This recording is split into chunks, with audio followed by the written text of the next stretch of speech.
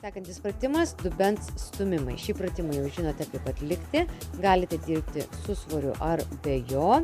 Platforma jau paruošta. Atsirėmimui tik tai nepamirškite ties mentimis pasidėti kažką minkšto, kad neskaudėtų. Taigi atsisėdame prie kėdės, ištiesiame koją. Pasižiūrime, ar sulenkta koja yra prie ištiestos kojos kelio. Kojos gan plačiai. Pasiėmėme svorius, jeigu su jais dirbame, užsidedame ant klubo lenkimo linijos. Taigi, pasikeliame į viršų ant menčių, pasiremėme. Atliksime 10 paprastai ir 10 pumpuojant. Ir judam. 1. Ir 2.